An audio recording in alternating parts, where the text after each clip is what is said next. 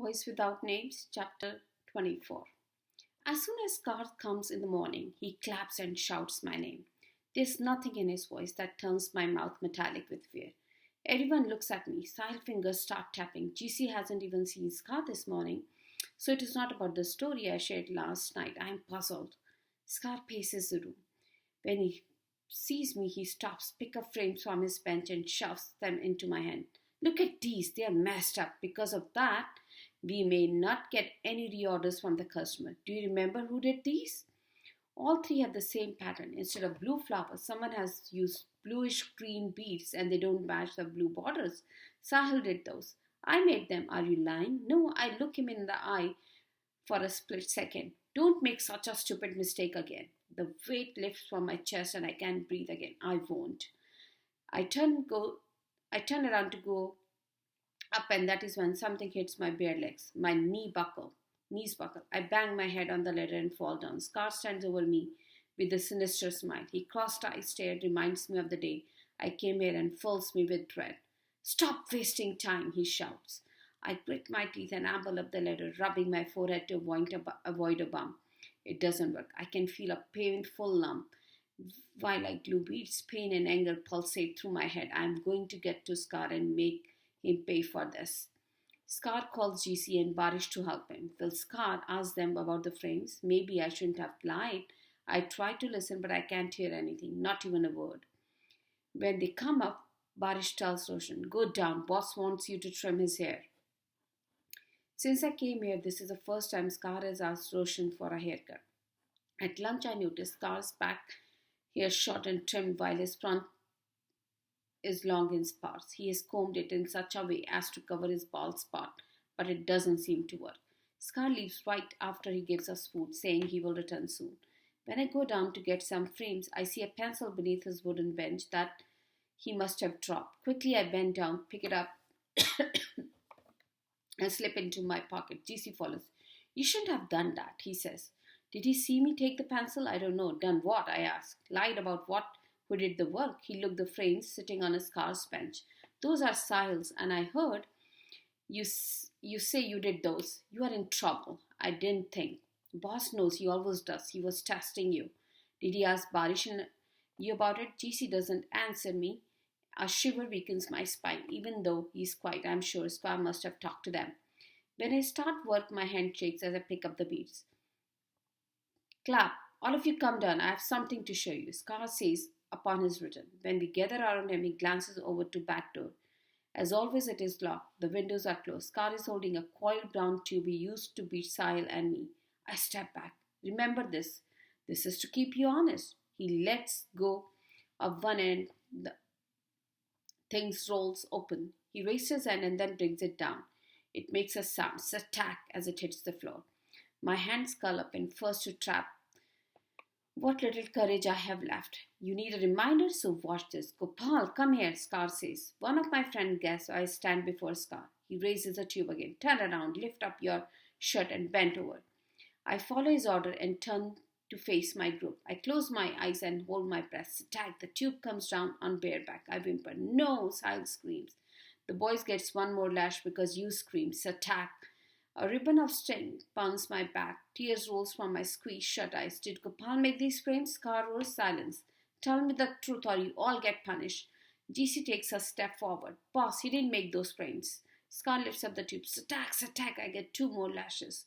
My entire back is on fire and it sizzles and throbs with pain. I feel something warm and sliding down blood. When I open my eyes, blurry eyes, red and yellow spot dance in front of me. I hold on to wall for support. You do this again, and not only you, but your family will have to pay for it. How would you like it if I beat up your twin brother and sister, Naren and Sita, or should I bring them here to work with you? Scar shouts. How does he know about Naren and Sita? It must be Barish or GC who told him that I have brother and a sister. Why did I trust them and tell the stories to the group? How stupid, careless, and gullible I have been. Now I have put the twins in danger. If Scar tells them that he knows where I am, they will follow him like pet monkeys. Oh, what have I done? GC must have told Scar about my family. That is why when I asked GC, he didn't answer me. Maybe it was Barish because he's afraid and I've taken his place. I wonder if they have told Scar about the ant and the jackal story. I turn to glance at them to see if I can tell them from their faces, but before I can do that, another attack whips across my back. I use all my strength to stop from falling. The phone rings. Scar pulls the phone from his pocket. As he listens, he tosses the tube down. I breathe in relief. We can fill the order. I will make sure he does them. He clicks the red button, put the phone down on the bench, and call the rubber room. Get back to the work, all of you. I take a step. Scar grabs my upper arm. Stay. When everyone has gone up, he gives me a tumbler of water. After I take a couple of sips, Scar says, I will have a new job for you tomorrow. Do it right and make me happy. He asks me to make him happy after what he did to me. I want to throw the tumbler against his forehead, kick his belly, spit on his face. I want to draw his blood like he has drawn mine. I want to turn him into a cockroach. Instead, my eyes fix on Scar's polished sandal. I don't want him to walk out of here and go to Jama's neighborhood. Scar has hurt me, but he can crush me more, a lot more, by snatching Naren and Sita. I'll gulp down my fear and steady my voice before I reply, I will. Scar is watching me as I clutch my shirt and the tumbler. I climb up slowly. When I bend over my wooden desk, my back screams with pain. I sit shirtless because I don't want it to rub against my raw skin. My heart feels even more raw. Scar hurts my back. But that will heal. GC has betrayed me. Why did I have to tell Scar I lied? Scar knew that anyway. Maybe GC wants to take my place and this is the way to do it. And GC or Barish, whoever told Scar about Naren and Sita, has hurt me even more. None of us are happy today except maybe GC. Sahil mixes a new batch of glue and it burns my eyes and stings my nose. My throat turns scratchy. Even the scent of Niba can't get rid of the sting. We breathe the gluey air and keep our hands busy. The room is stifling and yet there is the chill of silence. Our sadness is as solid and stubborn as a buffalo sitting in the middle of a lane. It won't budge soon. Scott turns on the TV. He watches a funny movie and his laughter rises up like smokestacks. Ha ha ha ha ha. After Scott leaves, Amar put his arms around my neck. His tears wet my skin. He stares at GC. Why did you tell Scott that Gopal lied? I had to. No, you didn't. None of us did. Such now, Sahil says. I want to. Roshan is so upset he can't even finish a sentence. I look GC in his eyes. So, when you know a secret, you spill it out? GC shrugs and glances at Barish. Have they planned this together? I can't tell. GC stands like the statue, his grey eyes so blank I want to yell, shake, and hit him. Barish is the only one who hasn't said a word. It makes me believe that he and GC are in together. Sahil spreads my jute sack on the floor. Barish covers it with long sleeve shirt. I want to clench his shirt away and ask him to tell me the truth, but I don't have strength left. Tears rolls down my face. We turn the naked bulb off and go to bed. I lie on my stomach. We are not a group anymore. It feels as bad as the day Jatin tricks me and brought me here. There's no flashlight, no kahanis, and no laughter tonight. Oh, why did I share my stories? I thought they would glue us workers together as a group, but instead they have spun a web and trapped me. I thought kahanis were my friends, but they are my enemies. They have ruined me.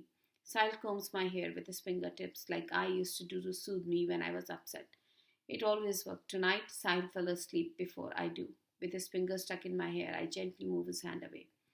Gopal, are you up? Gopal, GC whispers. Silence. If you're awake, talk to me, please. I can explain everything. GC pleads. Since the others are asleep, he can't shout. After asking the same question 3 times, he sighs.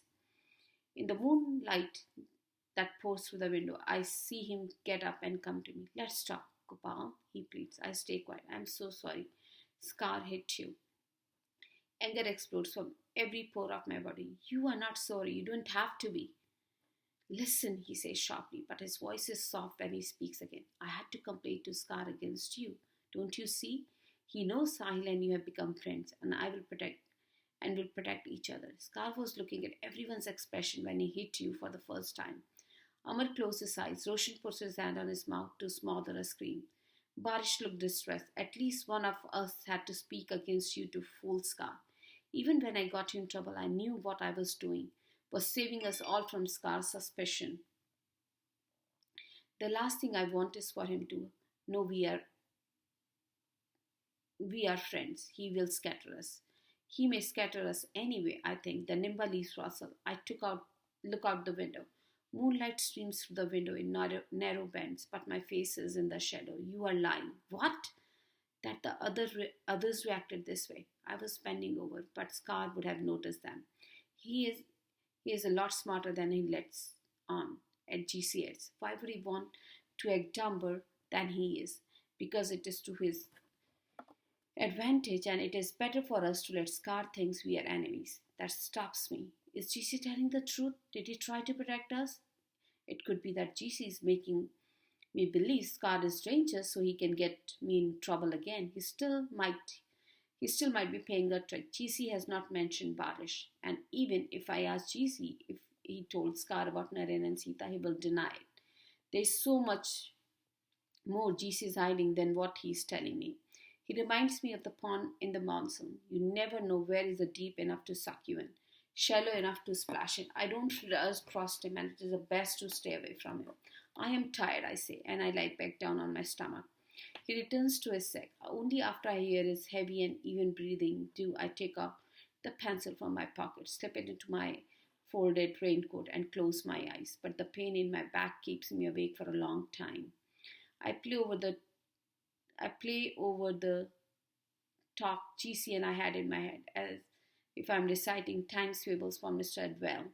I realize Barish probably didn't tell Scar about the twins because I know his secret and he wouldn't want Scar to know it. So it has to be GC, I'm almost sure.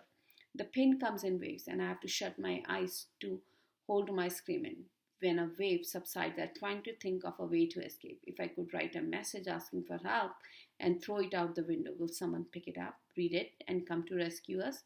It is unlikely, but I must try. When I get a chance, I must get a piece of newspaper that has a lot of blank space. Maybe that is my only hope for freedom. Finally, when sleep comes, it is dense, and I can't find any dreams in it. I wake up with blazing pain. I roll to the slide, draw my legs up, and sit up slowly.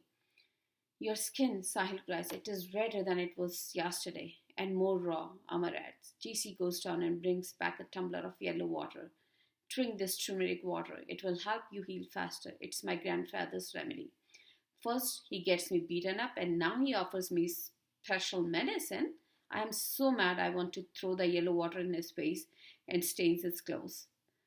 But I remember I used to apply turmeric paste if I scraped my knee, and she gave me turmeric and salt water. And she gave turmeric and salt water to Naren when he had a cough. It can't hurt to drink it.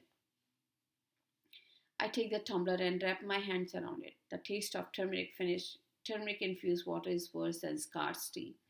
Silently, Roshan plucks Namba leaves, tears them in small pieces, adds water and applies them to my back. It feels like 1,000 bee stings. I sit by the fan so it dries quickly. I put on my shirt and go downstairs to rinse my tumbler before Scar comes.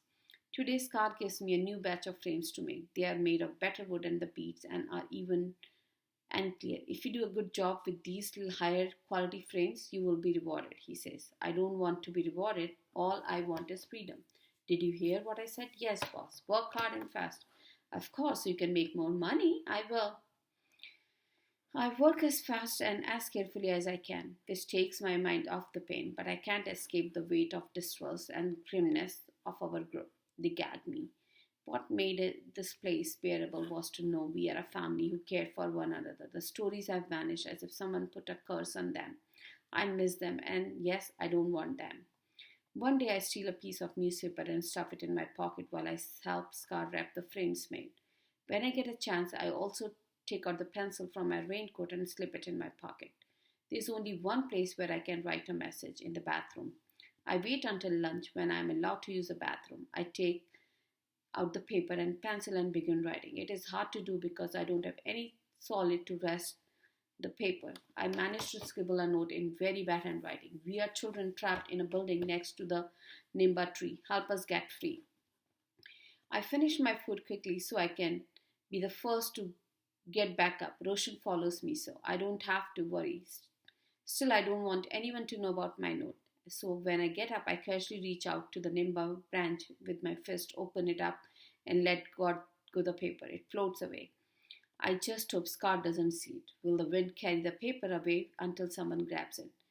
Will it get away from here and close to other buildings where people are? And if it does, there's so much junk on the city street that I wonder if anyone will even notice it. Maybe this was not the best idea. Still, my heart flutters with hope that someone may see it, read it, and help us. In the afternoon, I look out the window. The paper never made it down, but is stuck